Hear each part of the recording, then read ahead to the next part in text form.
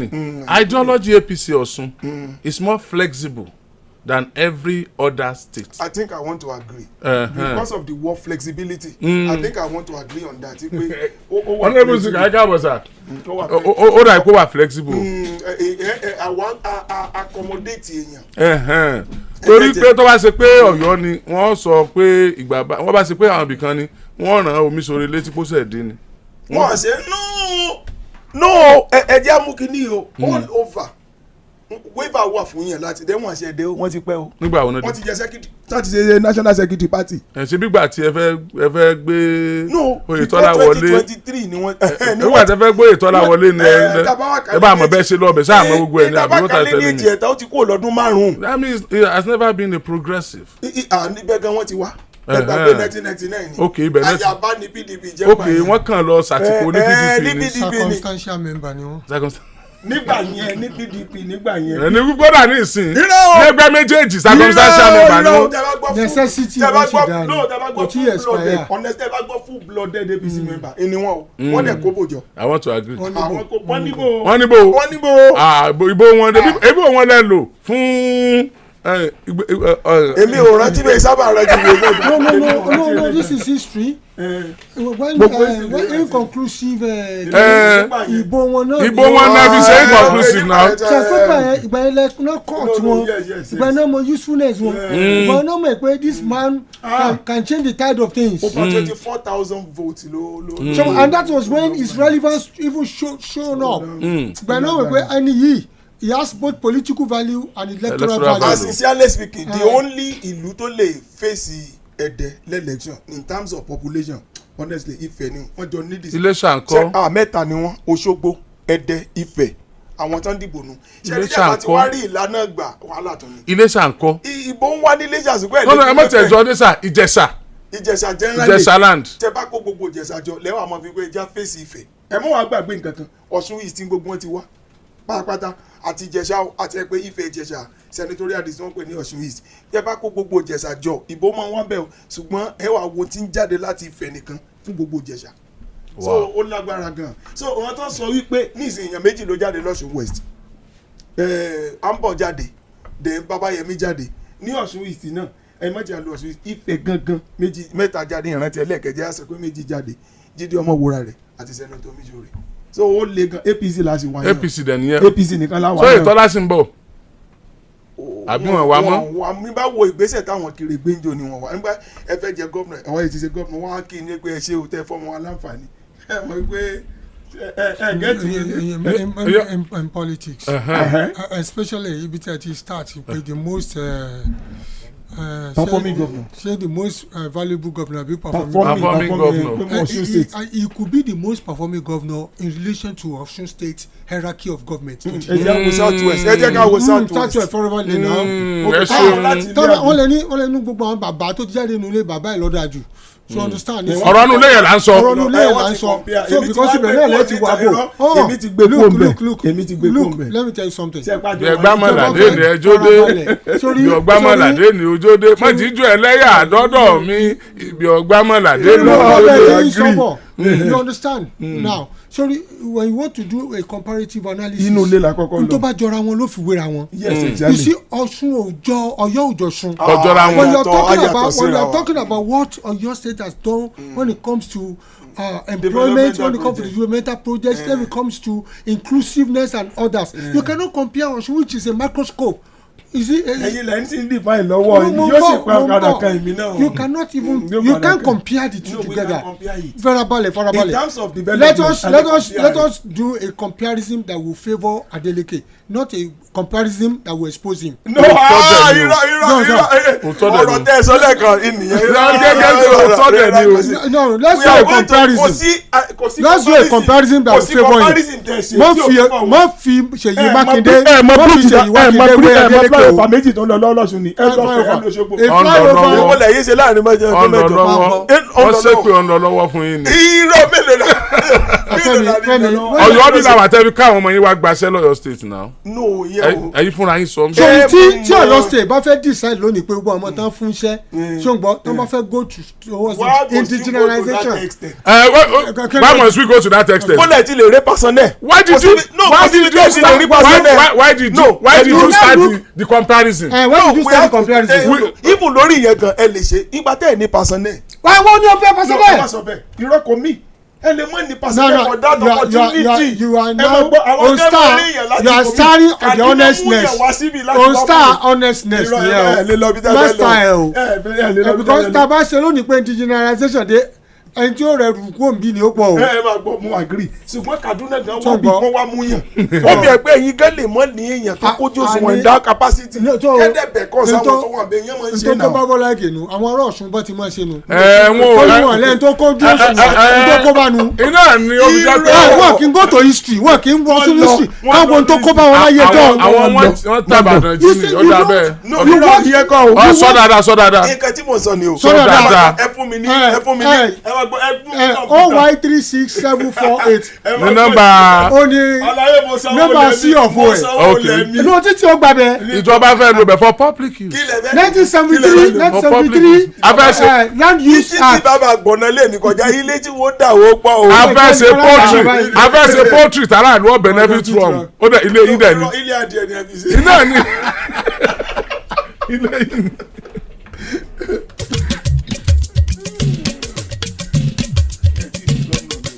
Akidibo 88.7 FM. Kí ló ń sún ọpọ́n ìrẹsì jọ̀lọ́ọ̀fù lọ sípele ìgbádùn tó ga? Ṣé tí wọ́n bá sè é pẹ̀lú kóró náà fún adùn tó kà màmá yẹn ni? Tàbí tẹ́ ẹ bá jẹ́ pẹ̀lú ojúlówó sàláàdì Nàìjíríà, èso kábéèjì, kárọ̀tì, lẹ́tùsì, àtẹ̀wà oníkíndìnrín díẹ̀. Ó ní láti jẹ́ méjèèjì. Ṣé jollof rice rẹ pẹ̀lú adùn kóró náà kí o wá jẹ́ pẹ̀lú ọ̀pọ̀ ẹ̀fọ́. Ó yá jẹ́ kí ọ̀pọ̀ oúnjẹ rẹ gbé pẹ́ẹ́lí. Lónìí, jẹun tó dáa. gbogbo wa lájọ ní bẹ́bẹ́ ìsìlámù. Assalamu alaikum múmìnà ọ̀dà àbáhùn àsìkò ti tó fún gbogbo àwa mùsùlùmí láti pàdé ní ìdí géètì ńbàdàn ní gbogbo ọjọ́ Wednesday aago 7 àárọ̀ làdúrà ń bẹ̀rẹ̀ fáwọn tí ń wojú Ọlọ́run fọ́mọ aago 8 ní tàwọn olóyún tí wọ́n ń bẹ lọ́hùn kí wọ́n sọ nírọ̀rùn aago 9 láwọnú àgbà àràgbà àdúrà àsàlátù láì wọlé pẹ̀lú àwọn àfáà ńláńlá Abdulrahman Oriyomi Hamzat onígbẹ̀yìn bẹ́ẹ̀ o èmi ní mọ̀ kí n káàbọ̀ pé sàlámù àlékún ìpàdé di Wednesday ní ìdí géètì láago 7 àárọ̀ ọlọ́mọdé ń gbẹ̀yìn bẹ́ẹ̀ o bẹ́bẹ́ Islam ìlàlẹ̀ àmọ́. àṣẹ bẹ́bẹ́ ìsìlámù àtúbọ̀ máa fẹ́ lẹ́lẹ́ o. bẹ́bẹ́ ìsìlámù àwọn àmàtí gòkè lọ. Mommy, you want to watch YouTube? Not my phone again. Every time YouTube. Oh, Mommy, you want to watch YouTube? You want to watch YouTube? Not with my phone. Go and watch TV. But there's no YouTube on our TV. That's before. With the new Airtel Smart Router, for just 25,000 naira, you can watch YouTube and more on any TV, even our own TV. Really? Yay! Thank you, Mommy. Oh, you're welcome. Turn any TV into a smart TV with the Airtel Smart Router and watch Nollywood movies, football, and lots more on YouTube with unlimited data for 30 days. Airtel, a reason to imagine. 2025 World Egungun Festival Ọ̀yọ́ Stage. Níbi tí gbogbo àgbáyé yóò ti mọ̀ wípé àwa lálàsálà ní ṣe symposium láfi bẹ̀rẹ̀ ní Wednesday 14th May 2025 ní Local Government Building Secretariat Ìbàdàn ọjọ́ kẹẹ̀ẹ́dógún oṣù karùn-ún 2025 làṣekágbá o ní Liberty Stadium ní Ìbàdàn ọjọ́ kẹẹ̀ẹ́dógún oṣù yìí ló gbà wípé eégún mẹ́rìírí ń bẹ nílẹ̀ Yorùbá eégún alárìnjó eégún lábala àwòṣe hà eégún gbogbo ní òpinna tàkìtì dánásunra rẹ̀ láì jóná ọ̀pọ̀ olórin ìbílẹ̀ ìfigagbága orin fújì ìjálá ẹ̀sà etíyẹrí ẹ̀kẹ́ àti jàkadì fífi ọ̀ṣọ́ orí àti múra hàn onílùjìlú lágbègbè dágbègbè ní òpéjú eré ìdárayá kàgbòkàgbò. àlejò ńlá pàtàkì gómìnà pínlẹ̀ ọ̀yọ́ ẹnjìnìà olúwaṣèyí mákindé ìgbákejì gómìnà pínlẹ̀ ọ̀yọ́ barrister báyọ̀ lawal. imperial majesty olórí adéròǹkẹ́ ògúnwùsì. alága lọ́jọ́ náà títún sọ ọba ń kalẹ̀ kábíyèsí ọba senator rasheed adéwọ̀lú ládọjà. olùgbàlejò àgbà honourable commissioner ministry of culture and tourism dr wasiu ajani ọlátúbọ̀sún ọmọ ìyá alágbo. honourable olabisi michael chairman house committee on culture and tourism. pẹ̀lú àjọṣepọ̀ àdáyébá culture tourism foundation àti àwọn ọ̀pọ̀ alájọṣepọ̀ míì ńlọ́ṣàgbékalẹ̀ ètò egungun festival tọdún yìí. gbogbo yẹn la pè tí wàá làṣà kò ní bàjẹ́ lẹ̀ yorùbá. Akidibo 88.7 FM.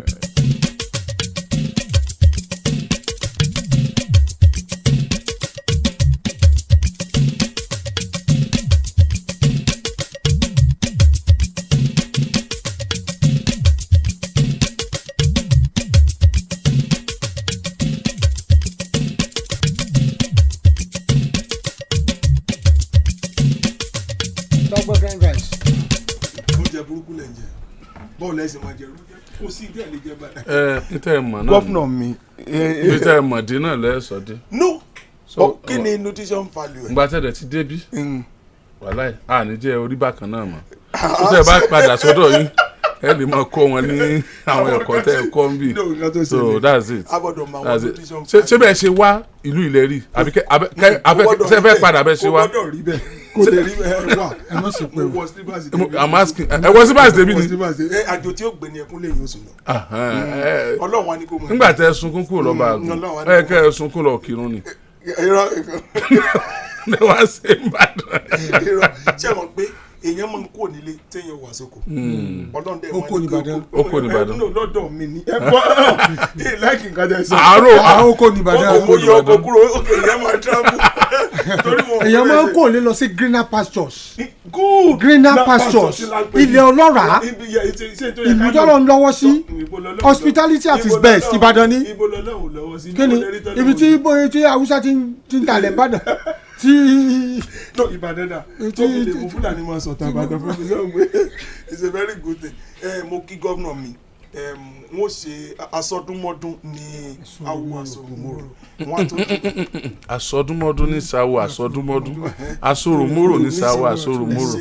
wọ́n mú asọdúnmọ́dún mọ́rò èpè ní o. ẹ pé ní ẹ bá yí ẹ náà. àti bọ́ yí ẹni tó bá sì sọ tiẹ̀ mọ́ ta ni so àìsàn kí ti yàn ta àti báyìí change ẹ̀. ẹjẹ tó sọ ní ìsìn.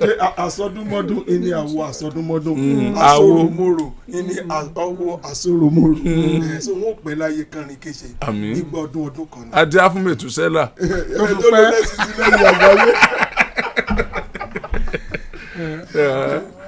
ẹ̀yin kàn ṣeré pa ni ó dìgbà tí speaker bá kí wọn official greetings is from the speaker.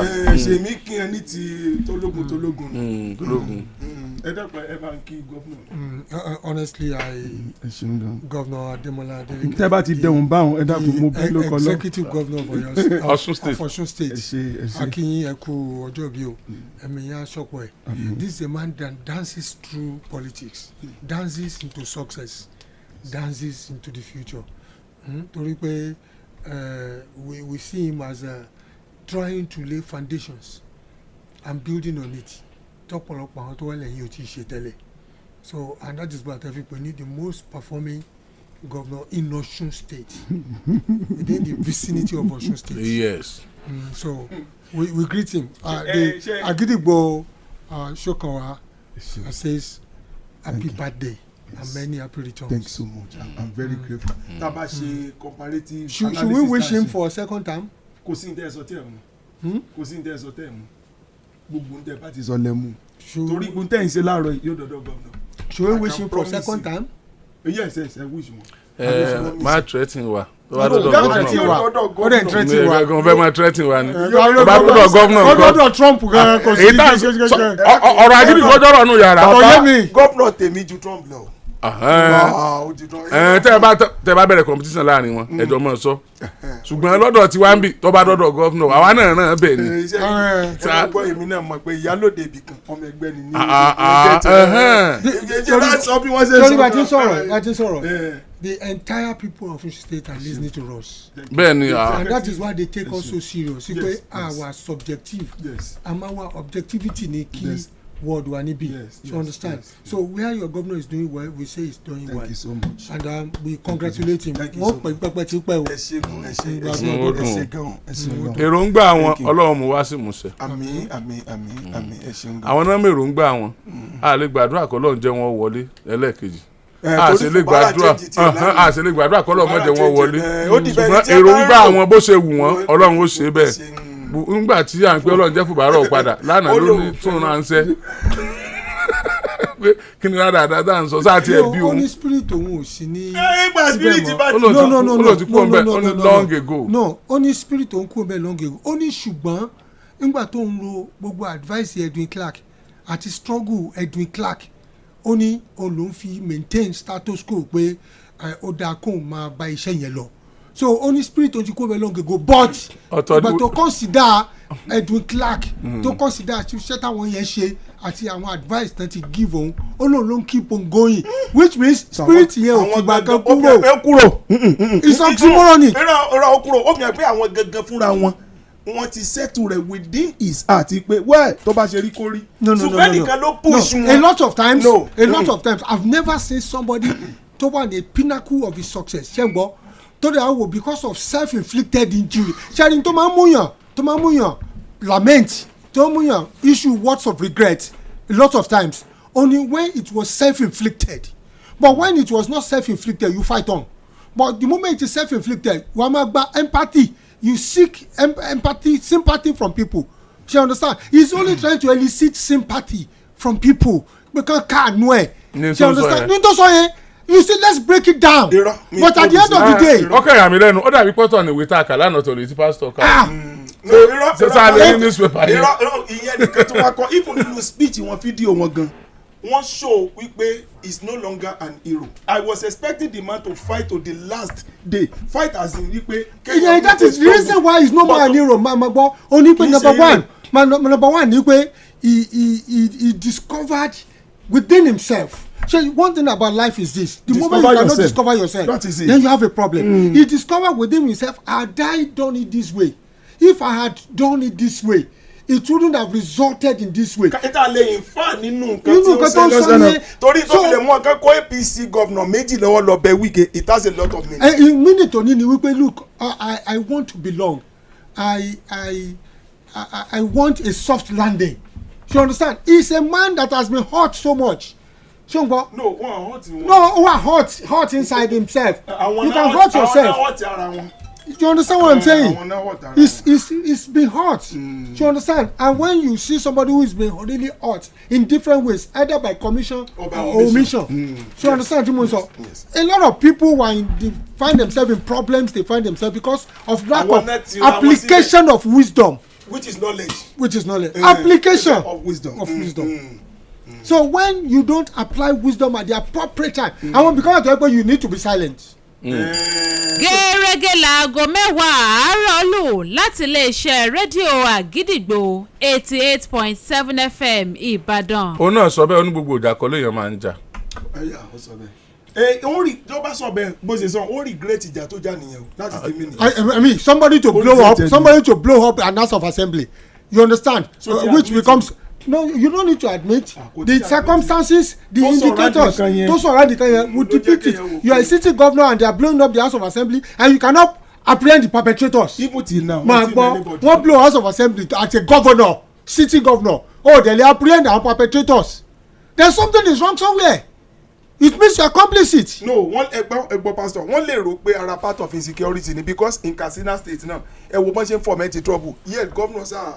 ó sì jẹ́ pé lásìkò táwọn àti House of Assembly lọ́rọ̀ no blow House of Assembly ó wá blow ni ó blow fún rẹ̀ and then he even sure pé even ilé wọn tán gbé ní House of Assembly could not hold sessions again no ilé gbé mọ́ you know he regretted some of the things he did because of wrong advice. kíní yẹn ní í ṣe pẹ̀lú pé a fẹ́ impeach kò dẹ̀ jẹ́ kán ráyè jókòó ọ̀tọ̀ nìyẹn. But until tí wọ́n bá tó sọ wípé òun ni. But I pity him so much because is a man that is fighting for his life. wọ́n ti regret nsìn pé fighting àwọn for ṣe jà wọ́n ti regret is not wọ́n ti regret. regret is not what we want o. wọ́n ní igan ò ní di síìtì yẹn mọ́ ẹni ò ní di ẹ̀ mọ́. wọ́n ní di ẹ̀ mọ́ o ntí wíkẹ́ sọ fún ma gbọ́ wíkẹ́ sọ fún ó ní di ẹ̀ kò sẹ́ni tí ò ní di ẹ̀. wọ́n ní di ẹ̀ mọ́. ó ní di ẹ̀ ntí wíkẹ́ sọ fún ni pé look if you need it go and do the needful. ẹni o ti kó yẹn lọ́nà o ti mú gọ́fúnà. yẹ kọ́ when somebody come on here on a national television tó dẹ̀ sọ pé àwọn tí bá àsìkò ìgbẹ́ riffraff àwọn tó jẹ́ doctors phd holders professors tó kó síbò ní máa gbọ́ when your people who are on your side are defaming the other side you are not asking for peace. Peace is when àwọn tó tẹ̀lé ẹ tó ń gbọ́ tó bá ń sọ nǹkan tó yẹ kó sọ tó lálàáfíà ó ní na let this man let's. ìyẹn wá easy èèyàn lè lọ́nu pépà kó dẹ̀ ṣe advertorial I am so sorry. advertorial kan ó sọ lẹ́nu ni. ọ̀nà lè sọ lẹ́nu lórí national ti pé ọ̀rọ̀ ọjọ́ yẹn ẹ má bínú. kò ní ìdájọ́ bẹ́ẹ̀ yóò lè tó yà sọ ni pé àwọn tó tẹ̀lé ẹ you see ẹ jẹ́ pé lóyọ̀pọ̀ àwọ̀ tó jẹ́ rọ́nà lọ àwọn tó tẹ̀lé kan yóò sọ fún ẹ pé ẹ shed the sword. no ti kò nídìí mo ti sọ gan lánàá. shed your sword. nígbò tí lóò ní ẹ̀kọ́ yín sọ̀tà àwọn tó tẹ̀lé tí fight fún sípò tí lóò ní ìdìbò yẹn mọ́ ó ti ṣe ṣùgbọ́n tèmi. so ní ìsìn àwọn tó ń fight fún ní ìsìn pé ó wà bẹ́ẹ̀. wọn nítumọ̀ ni ó bìlí pé nǹkan tí wọ́n jẹ ni wọ́n wá. ó tún sọ náà pé ó ní ká máa torí ìjà gan. oníkẹ́ tó mọ bóun jẹ́ torí òun jà oníṣẹ́ bí òun bóyá wù òun láti padà bẹ̀rẹ̀. ìdókòwò àlọ́sọ wọn appeal to the powers that be ni. èmi náà rò bẹ́ẹ̀ lánàá. appeal ni is an appeal nígbà tí èèyàn lọ gbẹ́bọ fáwọn òòṣà kan tí ń bínú ni o. kí wá sí kán wá rọ́bìsì àwọn òòṣà téèyàn ti ń sìn tẹ́lẹ̀. àwọn òòṣà téèyàn ti ń sìn tẹ́lẹ̀ wọn kí wọ́n lè mọ lẹ́fún wọn nìkan lè mọ tọ́wọ́tì ni. ilé ẹ̀pẹ́ jọ́ mi ń ṣe kálukú wọn kàn gbà lórí. ṣé ẹ mọ̀ pé torí ọ̀rọ̀ bring back Fubara ọjọ́ kìnìún àná. ìgbà tí wọ́n disgrace mama náà. bóyá bóyá love àti mama wọn ni. mama governor mama administrator. ṣebí tó. okay. na work out of her that day bóyá no party. wọ́n rí ìrorò tí wọ́n fi kúrò ẹ wo fídíò yẹn wọ́n tún. àwọn ò tí ẹ wo bí ìró. àwọn wo bí ìró.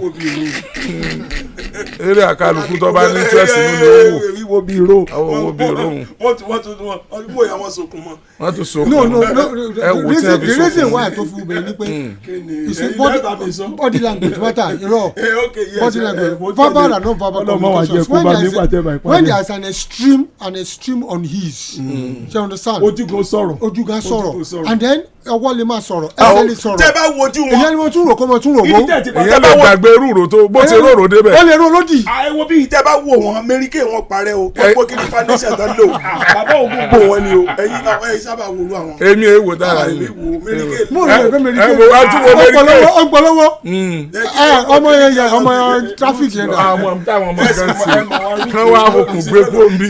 gbogbo fún akíní ká máa gbé sísàlẹ̀ yẹn ó kò bo mọ̀mọ́ ni ó yẹ wálẹ̀ báyìí ni. so situation yẹn wà unpalatable. ó fẹ́ no ó bad. mi for the first time mi rí kẹ́yìn mú microphone kọ́ wọn mọ̀ gbọ̀n báyìí kíní ẹ̀ bad gan ẹ̀ wo wọn. no ẹni tó ní parking disease mọ̀ gbọ̀n. àwọn ò ní iṣẹ́. mohammed ali ti gbọ̀n bẹ́ẹ̀ tó fún ọkọ̀ tó ń gbọ̀n tó ń gbọ̀n. àti òní parkinson le ó rẹ̀ wọ́n máa ń jọ yẹn gan o ṣùgbọ́n ó rẹ̀ wọ́n but pẹ̀lú tó ṣẹlẹ̀ yìí ó dàbí pé. sori olùfisẹ́ pé application of wisdom was lọ́dọ̀ governor. When you see the first thing you do when you have enemies only pé you study the strength and the weakness of your enemy. You now look at your own strength and your own weaknesses. Okay, how can I go about it láti overcome is ọmọ tí kìíní sọ ni Bible only how can a man ṣọgbọ overcome his enemies. Wọ́n sọ ni pé you first of all bind the strong man before you can take your spoils from the strong man house. So how do you now bind a strong man in politics? Submission, humility, wisdom ni o. Otherwise yẹn jẹ́ yẹn balagbara já o. Bẹ́ẹ̀ni mo agree. So ẹ wo bí náà pastor ẹ̀yin ẹ bá mi ka page 4 yìí níbi Fálànà tí ń demand fún probe yẹn pé kí wọ́n probe ààrẹ lórí ọ̀rọ̀ page 4 IMF tẹ̀sán lẹ́ẹ̀kan ni màá yín náà kà ẹ̀yin ẹ sáré wo bí náà ó ní í ṣe pẹ̀lú Ọ̀yọ́ state government. Office of the Executive Governor of Oyo State, Ibadan, Oyo State, call for bid for the remodeling of Oyo State Government House and ancillary facilities. Ẹ̀yẹ méjèèjì wọ́n bọ̀.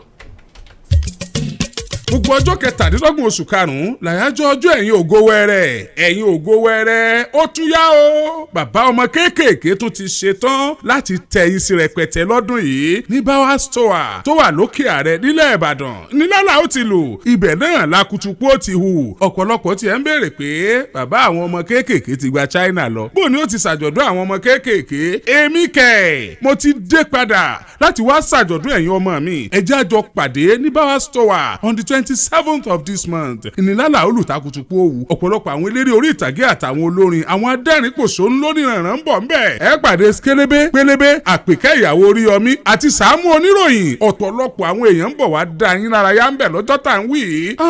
àjọ̀dún ọjọ́ àwọn èwe nítọdún yìí ó tún lágbára pọ̀ tágídìgbò ṣètò pẹ̀lú 5,000 naira péré. ẹ wá má gbàgbé o iléeṣẹ́ rédíò Àgídìgbò ṣe iléeṣẹ́ onítẹ́tẹ́ o. ọjọ́ náà ìlà fún yín ní ẹ̀bùn tá a ti ṣàdéhùn fún yín tó yẹ kẹ́ ẹ gbà ní December ní Children's Carnival. ìyẹn ẹ̀bùn tó kù tẹ́ ẹ̀ tí ì gbà fáwọn tọ́lọ̀ ń bá láwọn ni wọ́n ní gan. ìpàdé di ọjọ́ Children's Day ní Bauer Store ń bàdàn lálà ó lù àkùtùkù òhù ẹni ó nílé Ọlọ́run ló mọ̀ ẹni ó ní millions of naira Ọlọ́run ló mọ̀ gbogbo ẹ̀ ó di Bauer Store ní Ìbàdàn 5,000 naira péré ìlówó Children's Day tẹ́ fi wọlé tẹ́ sì fi gbádùn ara yín. tí wọ́n bá wá níta ló ń pè yín láti wá ṣàjọ̀dún ọdún àwọn èwe lọ́dún yìí ní Bauer Store ẹ sọ fún wọn pé.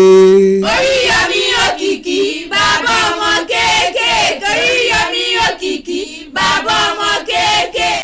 Àgídìgbò 88.7 FM.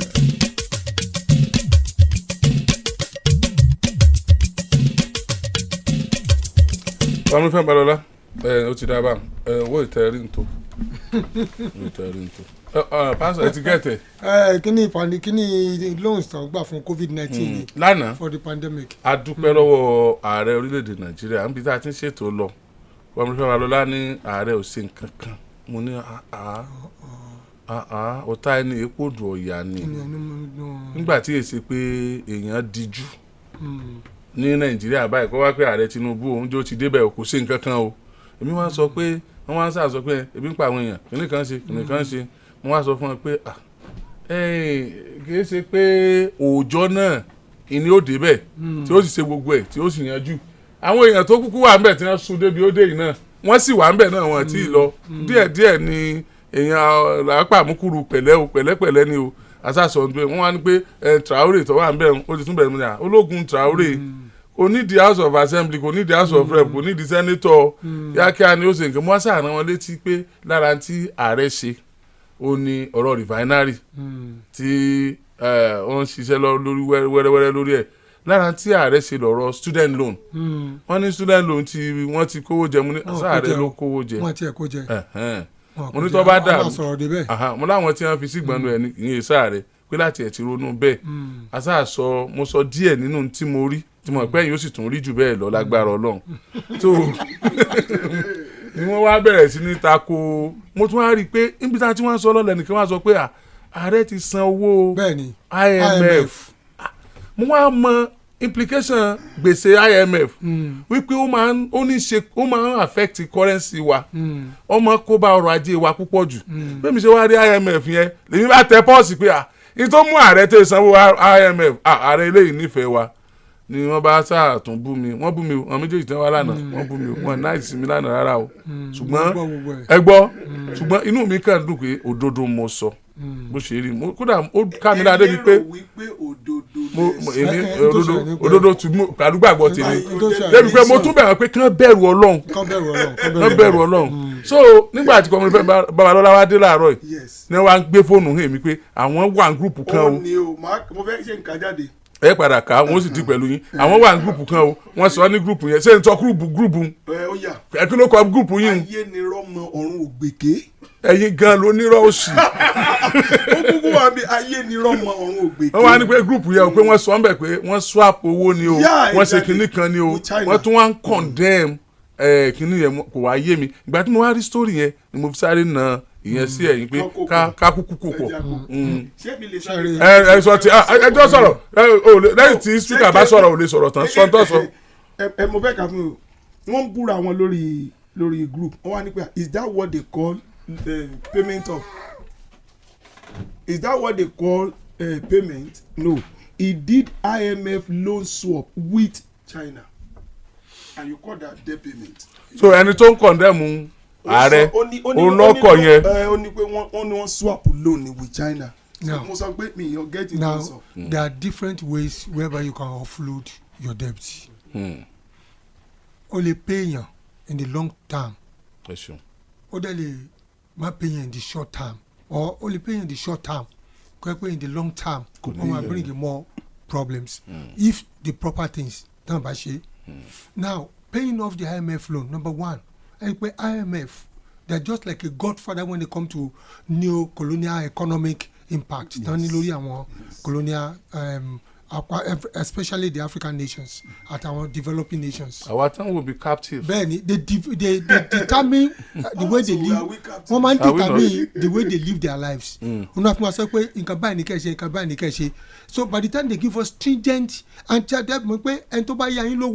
Ọlọ́run kékeré rẹ ni. Mo nǹkan tó fẹ́ ṣe wedding tó yẹ pé ẹni tó yá lówó màálù onítẹ̀lé kí ló gbàpò wọ́n ti ń fún lówó níjọ àpò kò sí wọ́n á sọ fún pé bó ló ti fẹ́ mọ iye tó ń gbà tó ń jọ àpò tó ti fún lówó yóò ní ẹ̀mú wa òun ló bára màálù n wò ya lọ sọ pé kékeré lè tó ń gbowó tó ń jọ àpò sáwọn ọmọ ẹ̀ ní wọ́n lẹ́ni tó gbàwé màálù ní ọwọ́ ẹ̀ rí i pé máa yẹ gan kò lè sọ pé àwọn òtítọ́ ó ti wà banned. Yes na. ṣé n gbọ́ agreement níní. Orin ńlá lórin ìgbà tó yáwó lọ́wọ́ babẹ́ẹ̀lì kan máa jó síbi tó wù ọ́ orin gidi ni ó lè jó bí ó wù ọ́ bá bá yáwó lọ́wọ́ IMF. A nation tó bá ti yáwó kò lè jó síbi tó wù because you follow the conditions you are banned.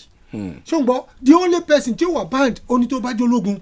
ṣé ọ̀nà sáà mo sọ kí ni kan pé look if the president wanted to do what is right for now kókàn gbé state of emergency lórí gbogbo àwọn debts àti gbogbo àwọn agreement ní pẹ̀lú IOCs kó dẹ̀ sọ fún ẹ pé Nigerian force la fẹ́ ṣe báyìí o for the next 1 year moratorium yẹn àwọn ò ní san debt kankan. wàláì wọ́n declare bí paria state ni. tí ọ̀nà sá mo ń bọ̀ fún amarabalẹ̀ fẹ́mi ipe and taking drastic steps number 2 ni pé gbogbo àwọn tó gba subsidy tó pé round tripping ẹ̀ ń ṣe tán ní owó subsidy gbà yẹn wọ́n mention orúkọ wọn they have not been punished until now. So these are some of the few things tó ń ṣẹlẹ̀. Number 3 ó ní wípé gbogbo owó tẹ̀ ń fún àwọn governors láti jẹ́ kí ebi kúrò nílùú tẹ̀ ń sọ pé Tinubu ò ṣe nǹkan kan because owó tẹ̀ ń lórí subsidy in order to give it back to the people òun náà fi ń kó fún àwọn state àti local government. Àwọn state lè filẹ̀ kán lè filẹ̀ kán wáṣẹ́ fáwọn èèyàn wọn. That is why that money is being given back to the states. Tinubu policy tó máa favour ìlú náà máa ṣe. Chango, there is a limitation to what the federal government can do, creating an environment for manufacturing to strive. So what about the individual states? So they pump more money pé ẹ fi tọ́jú àwọn èèyàn yín because owó orí subsidy tẹ́ ń gbà lọ́wọ́ àwọn péréte tó ń da Nàìjíríà rú. Ọ̀nà ní náírà tó ń witness ní ìsinmi Dangote fa wàhálà àwọn importers because ojú wọn wà lára currency ẹ̀mọ́ import tán ní Dangote fẹ́ máa monopolize ni. If I start a business my prayer ni pé kí n monetize kí n make profit. So ẹ̀yin ló kù tẹ́yìn náà bá ṣe why is our refinery not working optimally? Why are our local industries not working optimally? Our bill lọ́wọ́ NNPC what are they doing? Our bill lọ́wọ́ IOCs bọ́ọ̀lù ẹ̀ ti ń ṣe what manipulations mo ló ń lọ. These are areas the president could really look into to make sure pé economy wa ṣe. So ti ọ̀rọ̀ IMF he has paid that money whether swap or no swap. Ṣé n gbọ́n tí mo sọ fún yín ṣẹ́rí mo ń bọ̀ let him land ṣẹ́rí he has paid that money whether swap or no swap. ṣẹ́rí there are conditions. ìtọ́ bá wù mí ìtọ́ bá sá wù mí ni màá mú ẹ máa sọ̀rọ̀ lọ́jà rí. mo mọ ẹnìkan tó pé. bá a kọ́ lẹ́pẹ̀ capital letter he has paid that money whether swap or no swap. Swapping condition lẹ́wà wo pé what are the implications to me type of swap is it long term short term or mid term ṣé you understand but saying it in a blanket form is not good enough. Let me tell you something. I am ẹ̀màgbọ́ wọ́n ní hunger wà nílùú mo ń bọ̀ wọ́n ní businessmen wọ́n gba wọn bánkà wọ́n fi sanwó eléyìí èyí á fún wọn lọ́rùn lẹ̀ wọ́n fèsì eléyìí nínú wàhálà tẹnìkan ó yàtọ̀ sí tẹnìkejì. ó yàtọ̀ náà. tí ma yá owó lọ́wọ́ Alhaji Oriyomi ṣọ́ngbọ́ tí mo yá owó lọ́wọ́ ẹ̀ ṣọ́ngbọ́ nígbà mo yá owó lọ́wọ́ èṣù ní lọ́wọ́ ẹ̀ ọ fẹ́ pààyàn ó bẹ́ẹ̀ kà kí n yá owó lọ́wọ́.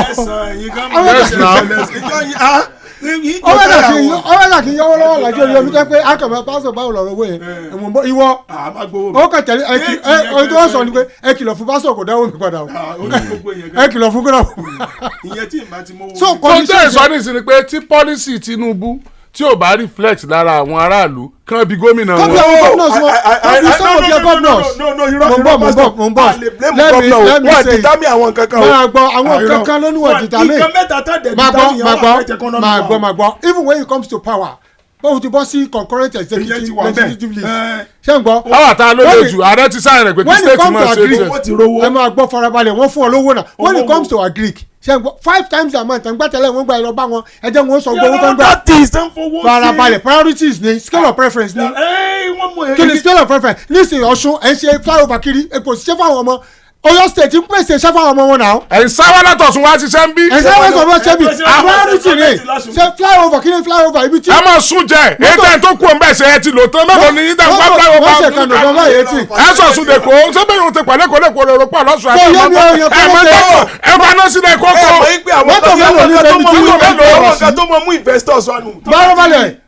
you can have good roads investor will come not placing priority. flyover ló mú investor wá. ẹgbẹ́ ńgbà tá a lágbé bá pọ̀ ń lù investor òde ẹ̀wà tá a lágbé pọ̀ ń lù táwọn oníbàárà pọ̀ ń lù unemployment is on the rise. wọ́n ló ń jẹjẹ wọ́n lọ fọ́ ṣọ́ọ̀bù wọ́n lọ fọ́ lè ṣe ara owó tán fún àwọn governors lọ́yọ́ state fi ṣe àwọn tí tó ń ṣe even though internal work ṣé abẹ́rẹ́ ti ṣe ara owó tán fún wọn náà fi employ more teachers náà fi employ more people into. bẹ́ẹ̀ ni ṣe lọ́sùn tẹ́tẹ́ mọ̀ yín fi wá gbaṣẹ́ ń bì. máa gbọ́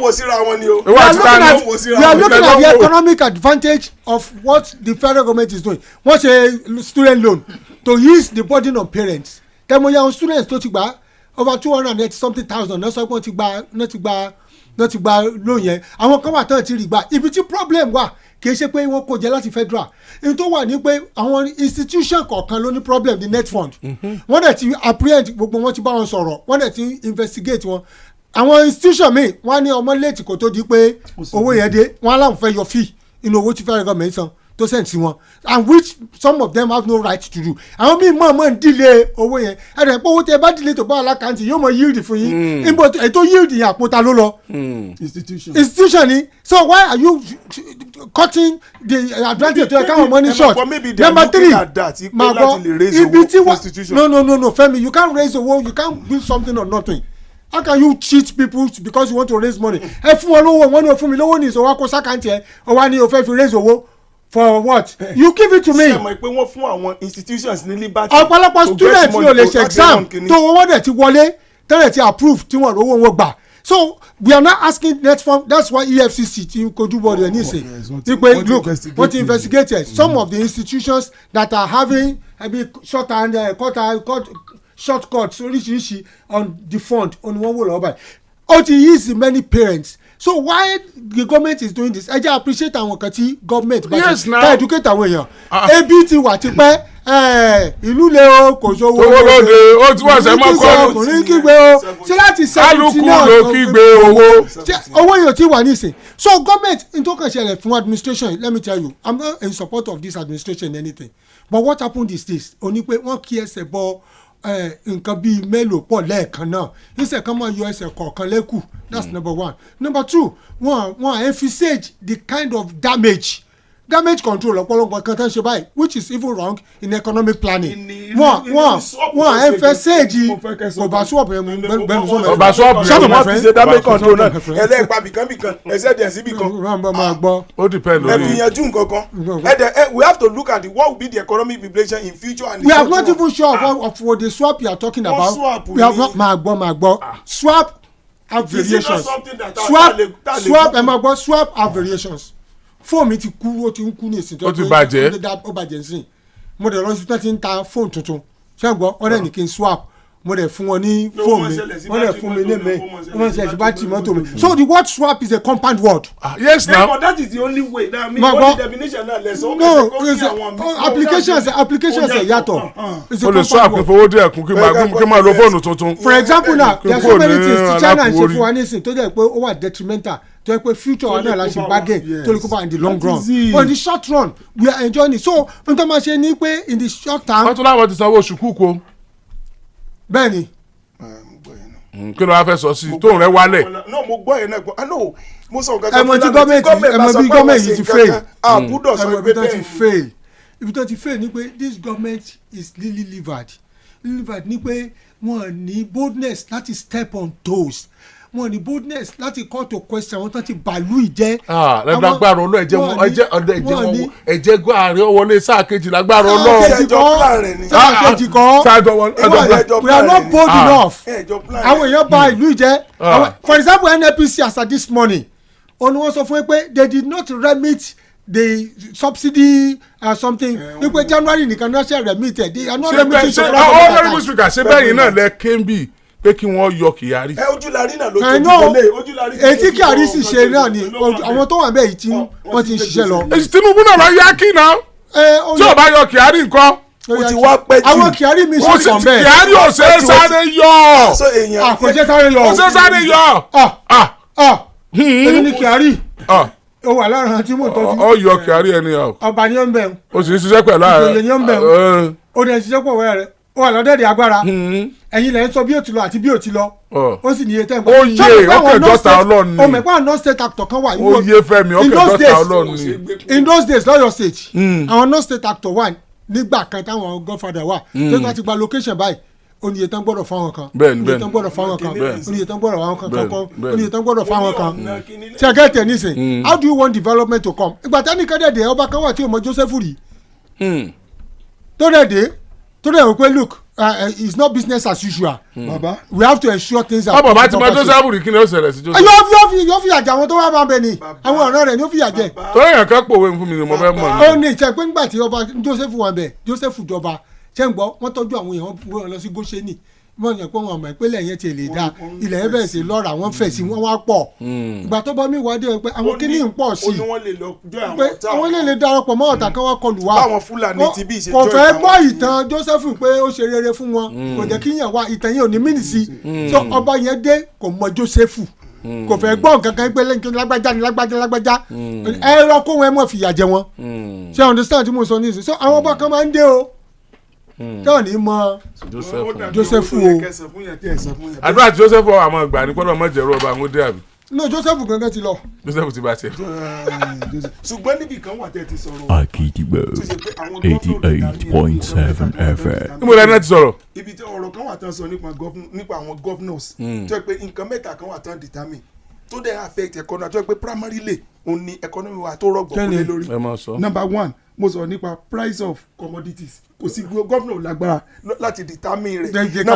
number two where is the farm settlement where is agriculture where is agriculture. price of petrol wọn foreign exchange àwọn kọ́ ni wọ́n sọ lórí iye dọ́là tí wọ́n ní. ọ̀rọ̀ àgbẹ̀ lágbọ́ ọ̀rọ̀ price of commodity kí ló tí wọ́n ní determine. bó ni wọ́n ṣe ṣe. ẹ máa gbọ́ kí ni wọ́n ṣe. in Oyo state we have 14 natural dams and close to 23 both natural. owó tá fi ṣe dà. faraolu wà lẹ̀ owó ilẹ̀ ni mo sọ owó tá kó fún wọn ni wọ́n fi ṣe farabalẹ̀ fẹ́mi now agricultural is germane. 14 natural dams. 14 natural dams and 23 both natural and artificial dams. tẹ́ bá lọ sí àwọn tó wà ní Ìkòyí àwọn míì ní Òkè Ògùn yẹn ọgbọ́n àwọn àgbẹ̀ tó ń gbé ráìsì ti bẹ́ẹ̀ mọ́ ìlú ló ń jẹ́ kó wọn. Are you getting what I'm saying now? àwọn dams mi wá tó yẹ pé they are not functioning optimally tó yẹ pé àwọn foreigner ò jẹ́ kán gbádùn ẹ̀. But around dams tí wọ́n ti revive if you look at kí lórúkọ tó wà lọ́nà ọ̀dọ́ yẹn tó ti revive tẹ́bà o Fáṣọlá tẹ́bà o some of these dams our farm settlement apart from the dams the government ti revive very pé they are working towards ensuring there is food sustainability ṣáàdì if they are doing it progress ni everything is working in progress. ọjọ́ kankan ni ó ṣe. Rome was not built. no Oyo state government náà ló ń work towards ẹ̀ yẹn o. Rome was built day by day. It was not built in a day. wọ́n dáwọ́ ṣẹ́ dúró. so Oyo state ni ọ̀dà wọ́n ṣẹ́ dúró. ẹ dúró. máa gbọ́ then láìláìtì ẹ̀ tán. Fashola farms kí náà gbèsè bẹ̀. so débẹ̀. no ẹ ma mo ń béèrè kí náà gbèsè bẹ̀ because there are two crops àwọn arable crop àtàlẹ́ tètè àwọn perennial àwọn kí ló wà bẹ́ẹ̀ ṣé wọ́n ti. máa gbọ́ Fashola nìkan kọ́ máa gbọ́ tí mò ń sọ tí mo flan governors wà in tune. I've done a lot of research. We have cash crops like cashew, which is making so much money now. and we have it in Resi, we have it in Okeogun, we have it in Ikirun, we have it in Ire, we have it in Ògbómọ̀ṣọ́. Come and mention it. Ìbàràpá náà ní Kaṣú. Come and mention Ìbàràpá. So many of them have go to Eruwa, go to. Kì í ṣe gọ́ọ̀mẹ̀ntì lónìí individual lónìí gbogbo. Máa gbọ́ Fẹ́mi. A ní kan tó jẹ́ ti gọ́ọ̀mẹ̀ntì lérò wa. Farm settlements wà ní gbogbo àwọn area wà ní sẹ́yìn, ó wà ní everywhere. Individual tó wà bẹ́ẹ̀ náà. Government will now create enabling environment to be uptaker of these goods so that farmers ní káwọn Awólọ́wọ̀ ṣe ń gbà yẹn ó làwọn gómìnà ò ṣe ní ìsìn tí ṣe fi pọ̀ fún aráàlú. There should be uptakers, there should be commodity board. Wọ́n ní iná mọ̀ pé kò sí state tó ti ní. So ìyẹn ni àwọn government ó wà ṣe ní ìsìn but nípa owó federal government has given them so much money to empower their people. Mr. President gan sọ pé wọ́n ti fún wọn lóṣù. Mr. President sọ pé ẹ lọ bèrè lọ́wọ́ àwọn gómìnà yìí kí ló dáhùn gómìnà sọ̀rọ̀. Kan ní rọ ni. Wọ́n sọ pé president you are lying. No. Kí ló dé sọ̀rọ̀. Ọ̀pọ̀lọpọ̀ wọn ń náwó sáwọn bòmí tó yẹ pé à ń fojú rí bọ̀ tó ṣe pé. which means tá bá náwó sí bòmí máa gbọ́ Fẹ́mi. Ṣé kò sí pé wọ́n misplace priority? Wọ́n sọ fún wọn specifically pé bẹ́ẹ̀ ni kẹ́ náwó sí ẹ̀yìn lẹ́jọ́ kò tẹ́ ò pé owó tó wọlé ìkó ní kẹ́ ná sí. Wọ́n lè benefit àwọn ṣé báwọn wo wọ́n á draw scale of preference bó ṣe máa benefit àwọn tó ń ṣe wọ́n lè kárí àwọn èèyàn lọ́hùn. wọ́n lè kárí èèyàn lọ́hùn. ṣé rí rubí mo fẹ́ lu Ọ̀yọ́ state as an example ní tó kó bá Ọ̀yọ́ state tó ń jẹ òfin pọ̀ ní pé. ta ló sọ pé oúnjẹ òpó lọ́sùn. àwọn ọ̀nà tí kò ń jẹ wá kò dáa. níbo lẹ ti ń gbóúnjẹ tẹ̀ ń jẹ lọ́sùn. oúnjẹ o wọ́n dákun alẹ́ oko lọ́sọ̀ anífàmù Arẹ́gbẹ́ṣọlá gbọ́n ráìsì sí ọ̀nà. ráìsì Arẹ́gbẹ́ṣọlá ń jẹ. continuity ni. Fẹ́mi. ráìsì tẹ́yẹ ti jẹ tán. ráìsì tẹ́yẹ ti jẹ tán. ok ẹja sọ pé oúnjẹ táwọn jẹ south west bí ni ó ti wá. ibo wa ni ti wá. ẹ máa gbogbo àwọn ọ̀nà oko yẹn. food basket of the western region Ọ̀yọ́ state ni. títí ò dáa débi jẹ́ ti harvesting kankan. sáwọn títí yẹn ló ń sọ títí wo ló dáa mẹ́. wọ́n ti ń dáwọ́lé. wọ́n ti tó dẹbi méjì o eléyìí wọ́n ti tọ̀ wọ́n ti n bọ̀ bá tún sọ kẹta wọ́n tún ní wọ́n ti jọ́ lápò lórí wọ́n ti. can you see. work in progress ni wo títì ẹ wo títì tá a gbèsè láti Ìṣẹ́yìn lọ s'Ógbómọ̀ṣọ́ torí Ọlọ́run. Yes now. It has cut across many. I am not saying that. Máa gbọ́. Ara àwọn yẹn ni. Tẹ́ ẹ bá sọ̀kalẹ̀ wo títì tó bá ń kó èkó rẹ́bọ̀ ní láti Ìpàpó máa gbọ́ tó bá ń bọ̀ láti Ìpàpó láti everywhere we have good roads now. ẹ wo títì Ìṣẹ́yìn ti Jayé ti gbogbo ẹ̀. Bàbá gbogbo tẹ̀sán àwọn ètò lọ. Nírú ẹ̀ lọ́dọ̀ yẹn ni ó sọ. Ẹ máa gbọ́ ètò ẹ̀sán ó lọ jáde bí kẹsàn pé tíjọba àgùn sí ìlà yẹn kọ́ tá a bá sọ̀kalẹ̀ tán lọ́ba àgùn a fẹ́ lọ kéré oko wa àwọn títì wo làgbàdo. Ẹ wí dáadáa òótọ́ ni. Kò sí àwọn títì yóò dá ṣùgbọ́n táyà ó fọ́ ọ̀yìn mọ́tò ń jò. ẹ parọ́. nínú gbọ́gun màrìwò tí ń sọ̀sọ̀. àwárí màrìwò ní ọjà bó. inú gbọ́gun inú iṣu ti ń dé Bódìjà. lọ Bódìjà ló kó oye tírélà tó bàbá jàdà ní sùn lọ. ṣé kí n sáà ṣe pé àwọn àgbẹ̀ ni wọ́n ní kí wọ́n mọ̀ sọ̀nù oko àwọn kọ́ da kọ́ mọ̀ jẹ́ pé kí wọ́n má bàa jí iṣu wọn kó ó lè tún jẹ́ bẹ́ẹ̀ o. pé kí wọ́n má bàa jí iṣu wọn kó àwọn àgbẹ̀ bá. wọ́n lè ní kọ́nù oko àwọn kọ́mọ smooth lóòótọ́ kí wọ́n bàa jí iṣu wọn. classroom fáwọn àgbẹ̀ Ọ̀yọ́ state kẹ́ enlighten wọn nìyẹn o. Ọ̀yọ́ state là ń sọ ní abẹ́. ibo lẹ̀ wọ́n sọ wọ́n da títí ọ̀dọ̀ tí là ń sọ wọ́n da títí gbọ́tò gbogbo bí dáadé fáwọn. Fortunately for us ní fáàmù fortunately for us in Ọ̀yọ́ state we have federal agric institutes tó yẹ pé all their research best farming practices farabalẹ̀ jẹ́nsó let me talk my friend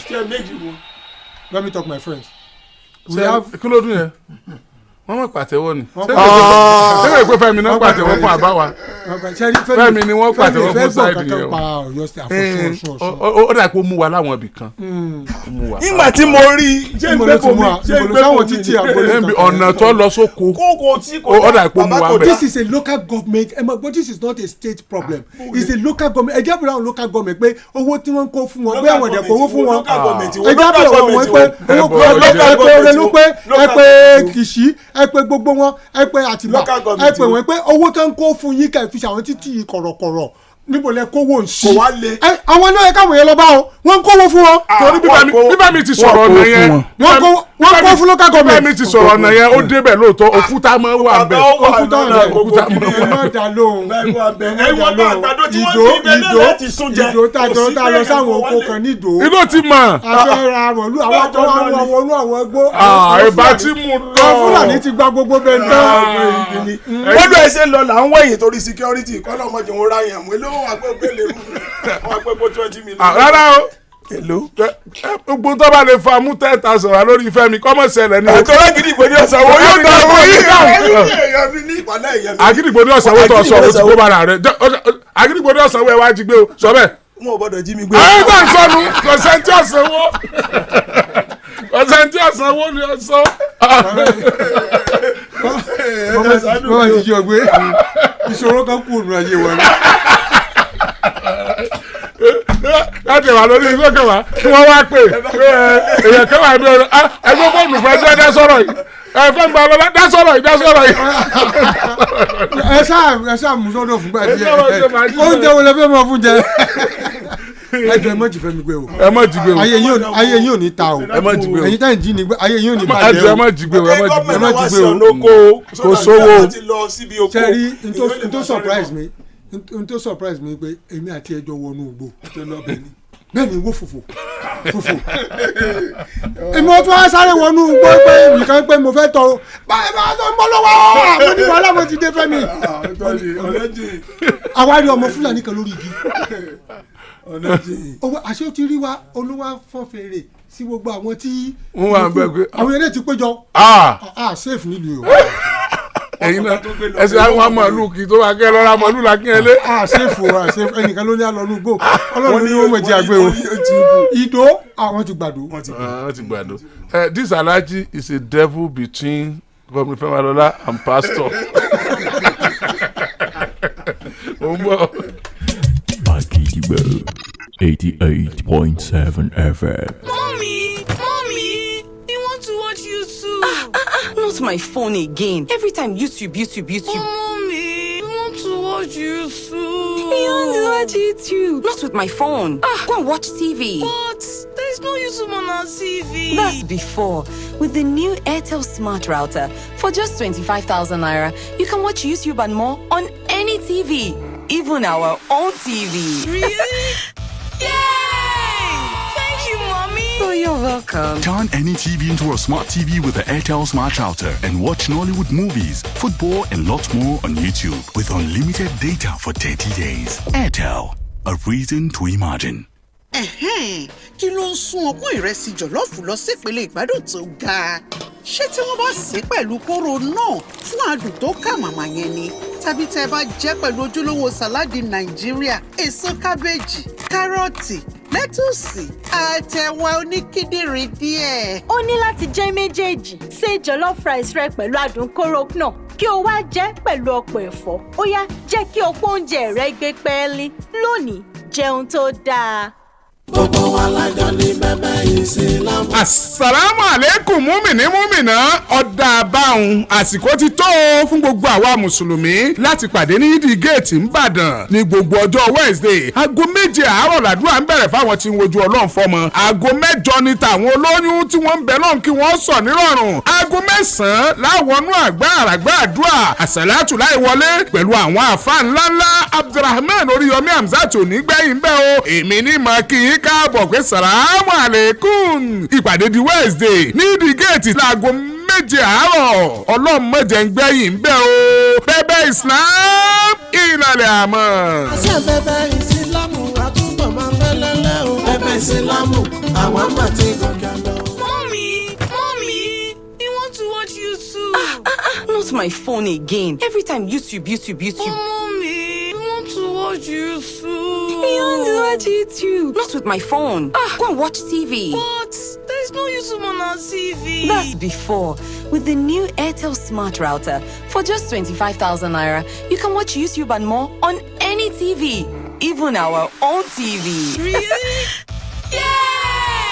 Thank you, Mommy. Oh, you're welcome. Turn any TV into a smart TV with the Airtel Smart Router and watch Nollywood movies, football, and lots more on YouTube with unlimited data for 30 days. Airtel, a reason to imagine. If person ask you say wetin be the game wey dey totori you pass, you go tell them say na better know all the time. No go dull yourself o, make you follow join for the ogbonge betting options, fast cash out, missions wey dey engaging and get welcome bonus wey fit reach 200,000 naira. Better know, the game don't start. Make you dey bet responsibly. Na only for people wey don pass 18 years. Better know na proud partner of Aston Villa. ojú lalákàn fi sọ́rí pàtàkì ìsìlọ̀rọ̀ ètò ààbò ẹ̀mí àwọn èrò àti ọlọ́kadà jẹ́ sí ìjọba ìpínlẹ̀ Ọ̀yọ́. Ó yá ẹ wá gbọ́ o gbogbo ẹ̀yin ọlọ́kadà àti oníkẹ̀kẹ́ márúwá ní ìpínlẹ̀ Ọ̀yọ́ kí ètò ààbò ìpínlẹ̀ Ọ̀yọ́ lè túbọ̀ fẹsẹ̀ múlẹ̀ síwájú sí i. Ó ti wá di dandan báyìí o fún gbogbo ẹni tó bá ń fi ọ̀kadà àti kẹ̀kẹ́ ṣiṣẹ́ ajé láti wá ṣe àkọsílẹ̀ ìdánimọ̀ wọn o tí wọ́n sì gba aṣọ ìdánimọ̀ olómi ọsàn gẹ́gẹ́ bí ọlọ́kadà àti oníkẹ̀kẹ́ tó gba àṣẹ ìjọba. Ẹ tara ṣàṣà lọ sí ẹ̀bá motor licensing office tàbí iléeṣẹ́ oitman tó wà ní secretariat ìjọba ìpínlẹ̀ Ọ̀yọ́ pẹ̀lú gbogbo ìwé tó ṣe kókó. Bẹ́ẹ̀ ni ìjọba ìpínlẹ̀ Ọ̀yọ́ ti ṣe ìforúkọsílẹ̀ fún ènìyàn 10,000 lọ́fẹ̀ẹ́ tí wọ́n sì gbọ́dọ̀ lọ gba aṣọ ìdánimọ̀ wọn kó tó di ọjọ́ 14 oṣù karùn-ún. Lẹ́yìn ọjọ́ yìí ìjìyà 10,000 náírà yóò gorí ẹ̀. Ìforúkọsílẹ̀ yóò yọ àwọn ọlọ́kadà abánijíṣẹ́ tá a mọ̀ sí dispatch riders sílẹ̀ o. Má gbàgbé o motor licensing office tàbí oitman ní secretariat ìjọba ìpínlẹ̀ Ọ̀yọ́ lẹ́ẹ̀tì forúkọsílẹ̀ o. Fọwọ́sowọ́pọ̀ pẹ̀lú ìjọba ìpínlẹ̀ Ọ̀yọ́ kájùmọ̀ fẹsẹ̀ ààbò múlẹ̀. Ìkéde yìí wá láti ọwọ́ ìjọba ìpínlẹ̀ Ọ̀yọ́. Akidigbo 88.7 FM.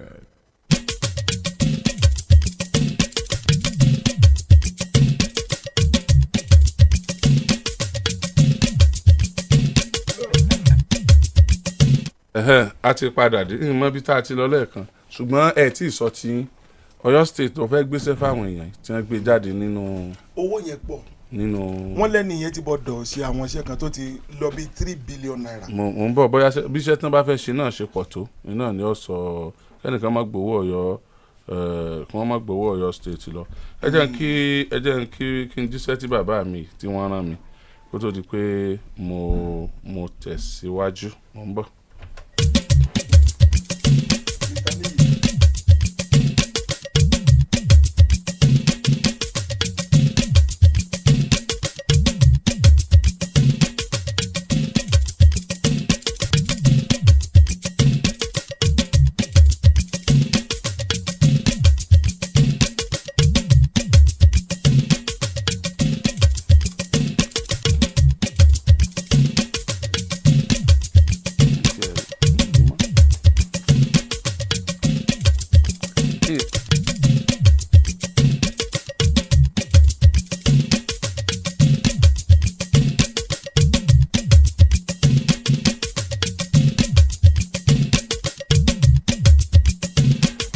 ẹ jẹ́ kí n máa kí àwọn bàbá mi kan ló tún ní kí bàbá mi o the archbishop ti province Ìbàdàn àwọn ni wọ́n rán mi iṣẹ́ kò sì ní dáa kí n má jẹ́ Ìbàdàn diocese of Ìbàdàn North Anglican Communion wọ́n ní kí n máa kí His Grace the Most Reverend Dr. Williams O. Aladekugbe fún ti 3rd session of the 9th synod èyí tí ó bẹ̀rẹ̀ lọ́jọ́ Thursday May 15 títí di Sunday May 18 nínú ọdún tá a wà yìí. Níbo ni ó ti wá wáyé? St. Paul's Anglican Church tó wà ní Yemẹtu Ìbàdàn ni yóò ti wáyé. The Archbishop of the Province Ìbàdàn Provost SK Ọláwọyìn àwọn ni wọ́n ní kí n máa kí n pé ẹ káàbọ̀ pásítọ̀ ẹ̀yin náà gba bẹ̀ ń wọlé tọ́dọ̀ yín mú lọ. Ìbàdàn North Anglican Diocese ibẹ̀ lèmi náà belong sí ní ọlọ́sàn alákíá. ẹ jẹ́ mi náà mọ̀ sọ báyìí pé Venerable Dr. Yomi Oluwajo ti SIAC ní ọlọ́sàn ọ̀nà send the greetings wọn sí His Grace the Most Reverend Williams O. Ọlákùngbé fún synod tó máa bẹ̀rẹ̀ ní ìjọ Thursday. Ọlọ́run ó bá wọn ṣe o. ọ̀dọ̀ yín nù.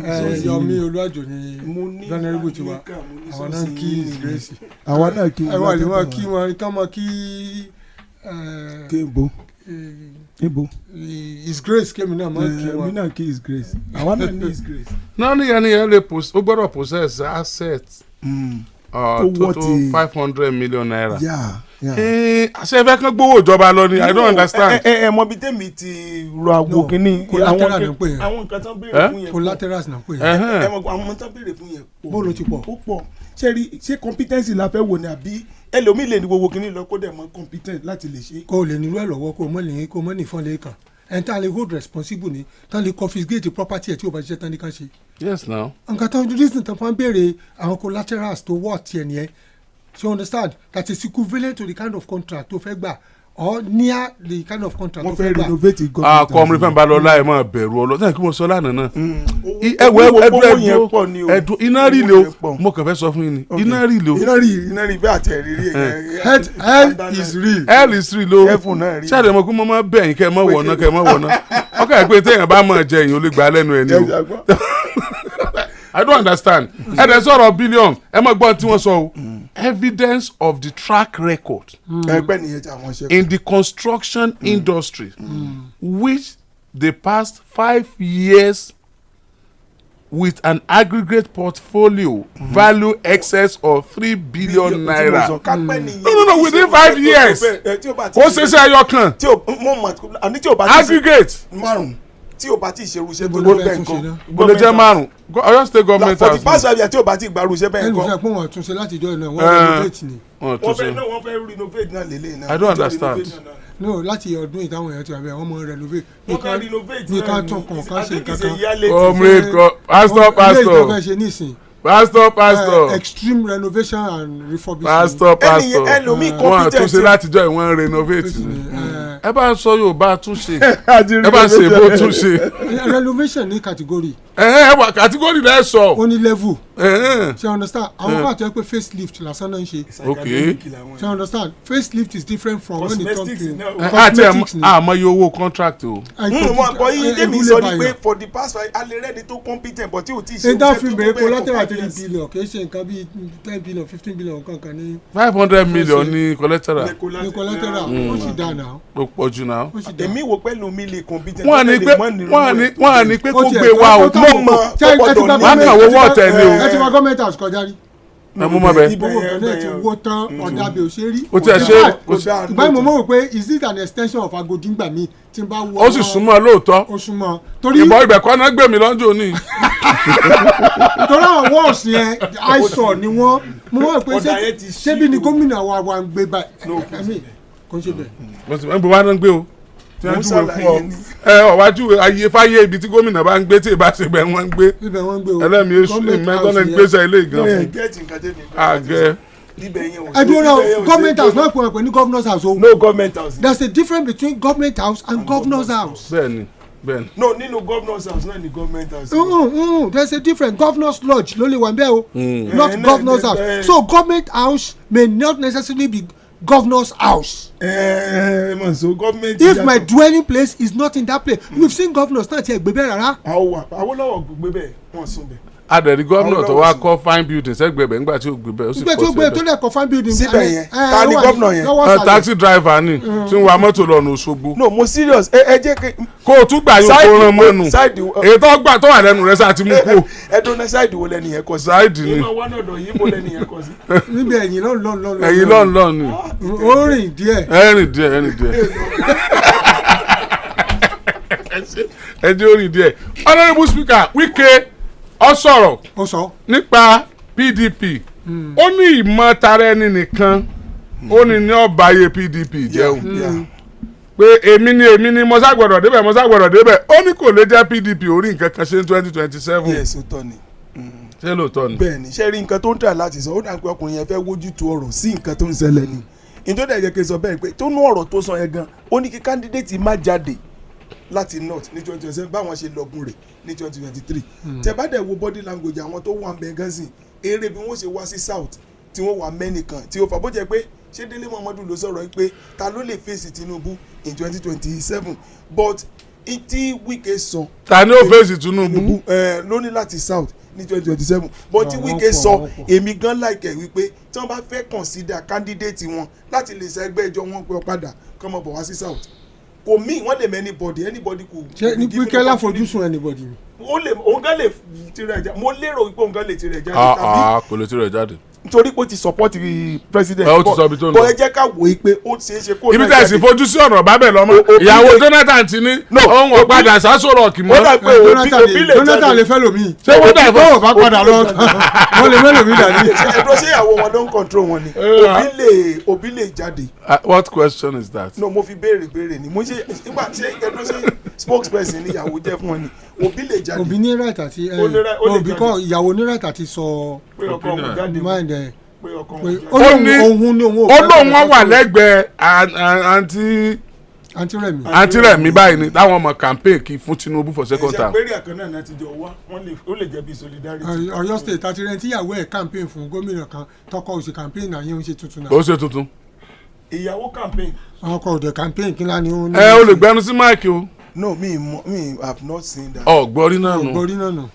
ṣé ẹ rí ẹ mọ̀ jẹ́ aṣọ àkùdé ọ̀rọ̀ ẹ jẹ́ káwọn ará kó lè yí àwọn ará. kọ́wọ́ bọ̀ alẹ́ nù. Sorry, tíyàwó dem ma campaign extensively. Look, I'm not daddy alone. You understand what I'm saying? Okay.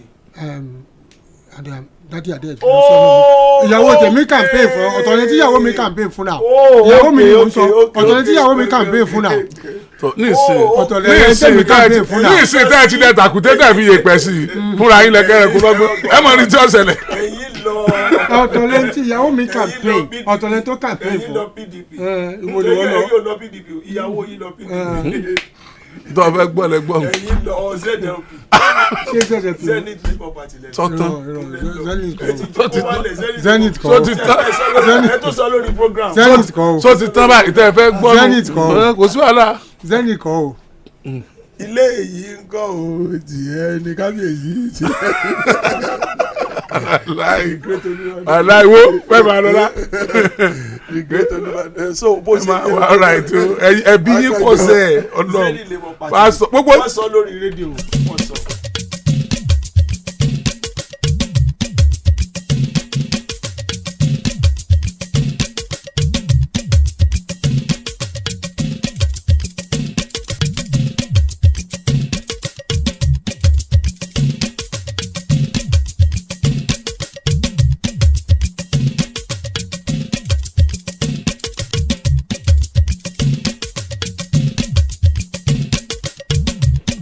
ọmọ nàìjíríà àtòrí tó tún yà wá lẹ́nu tó sì tún lágbára púpọ̀ ó yà wá lẹ́nu ó dẹ̀ lágbára púpọ̀ wọ́n lọ́kọ àtìyàwó kan ní mọ̀njà wọ́n ní gbólóhùn aṣọ ní wọ́n bá bínú ju ọmọ lẹ̀ ọkọ bá lọ lọ́tọ̀ ìyàwó lọ lọ́tọ̀ ládùúgbò wọ́n bá ju ọmọ lẹ̀ wọ́n sì wọ́n méjèèjì sì lọ ọmọ tí wọ́n jù lẹ̀ yìí ó ń lọ bí ọmọ ó tọ́ ọmọ oṣù mélòó báyìí.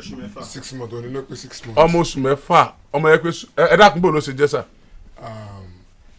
wọ́n ti jọ máa ń jà tipẹ́ bọ́ òní mo ṣe ń jà ó ti yé mà ó dẹ̀ gbọ́ mi ó dẹ̀ sọ ọ́ dẹ̀ lórí ta ìyàwó kọ́ lọ ìyàwó náà dẹ̀ lọ pàdé mi wá sọ pé kí ni solution kí ni ká ṣe fọmọ yìí ìpè ká gbé wá sí ibi wọ́n fẹ́ ba láì fọmọ yìí jẹ́. ọkọ àtìyàwó ń jà wọ́n wá ju ọmọ lẹ̀ lórí ta wọ́n sì bá tiwọn lọ ọkọ lọ báyìí ìyàwó lọ báyìí. wọn ò gbà bí kankan náà ọkọ lọ báyìí ìyàwó gbà báyìí. wọn ò dẹ̀ wú ọmọ lẹ́yìn. to God remain me. àdúgbò wo ni. ọjọ́. yes. ọ̀nà ọ̀dọ̀ yín nìyẹn o ẹ̀dùn kí ló tún ṣe gbogbo tí mo wá lọ́nà ọ̀dọ̀ yín nù. ibẹ̀ mọ̀lú ò ti jókòó ibẹ̀ ni fúlàní ó ti wọlé ẹ̀tún jọ mọ́lẹ̀ lọ́dọ̀ yín. ọ̀dọ̀ àwọn wo. ẹ̀yin kan bẹ́ẹ̀ tẹ̀gẹ́lẹ̀ yìí ti wá akẹ́lẹ́ náà ti wá wàlẹ́ àgẹ́lẹ́ ẹ̀kọ́ta bí tí nǹkan ti ń ṣẹlẹ̀ nù but àwọn ṣé ọkọ àti ìyàwó tó fẹ́ra wọn ní Zuluka. mo sọ náà àwọn dẹ̀rọ ẹ̀ nìyẹn àwọn wo dẹ̀rọ ẹ̀. bàbá àwọn yẹn bá gan àwọn yẹn tó le kí ẹ máa sọ irọ́ pò sí pé ìrájọ wa. ẹ sọ ti yín lẹ́ẹ̀kan ni ọ̀sọ́ ti ẹ nísìnyí pásítọ̀ dẹ̀ wọ́n dẹ̀ sọ fún yín lẹ́ẹ̀kan. kémi máa define dẹ̀rọ ẹ̀. àwọn wo dẹ̀rọ ẹ̀. ọ̀rọ̀ àlẹ́ gan ọgbọ́n àwọn àkúrú ló mú tí wọ́n sọ ọ̀rọ̀ àlẹ́ gan. tí wọ́n gbéra wọn láṣàǹtẹ̀. àwọn yẹn bad. wọ́n gbéra wọn láṣàǹtẹ̀. dẹ̀rọ ẹ̀. àwọn ọmọ ni wọ́n ti rí bí tó bá ti wọlé rẹ̀ ní àmọ́ bá àṣẹgbẹ́ ilé bọ́ọ̀lù ọmọ ti wá. dẹ̀rọ ẹ̀. sákò ọmọ ọkàn tán bí náà ni. àwọn méjì. sáàtàntì náà ni. no àwọn tá à ń sọ yìí ọmọ ẹyọ kẹtẹ bí náà ni. ọkọ ti bímọ tẹ́lẹ̀. tẹlomi bímọ fún un.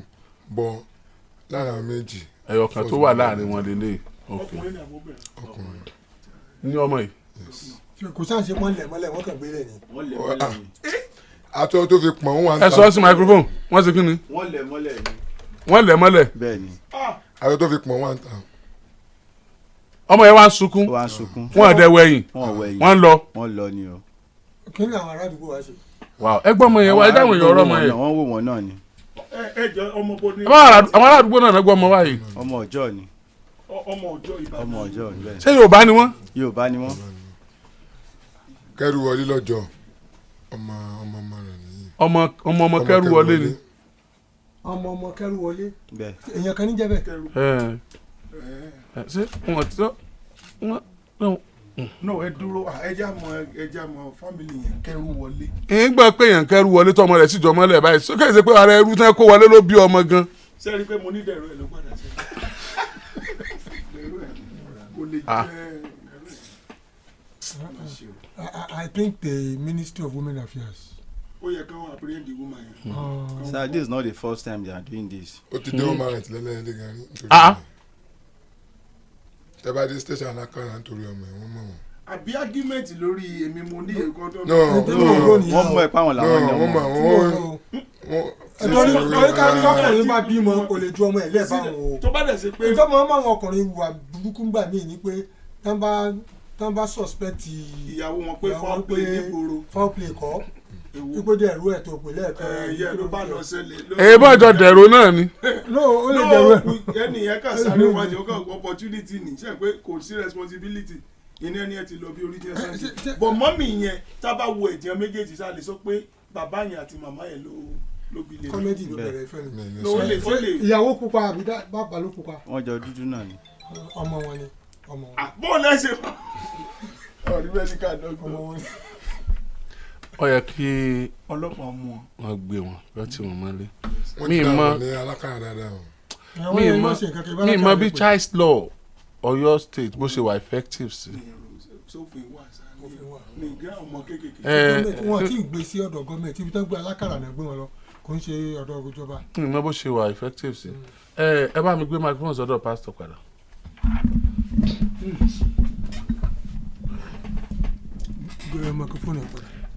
ṣe rí mi ò lè sọ̀rọ̀ púpọ̀ lórí ẹ̀ nínú wa ṣe ń dùn tó látàárọ̀ tá à ń sọ̀rọ̀ wọ́n dẹ̀ bàyàn ló jẹ́ tí wọ́n bá ní ìṣù láàrin ara wọn kí ni fọ́ọ̀tì tọmọ kódà kí wọ́n máa suspect pé ìwọ ló bí èmi kọ́ ni mo bí ṣé kí ni problem tọmọ.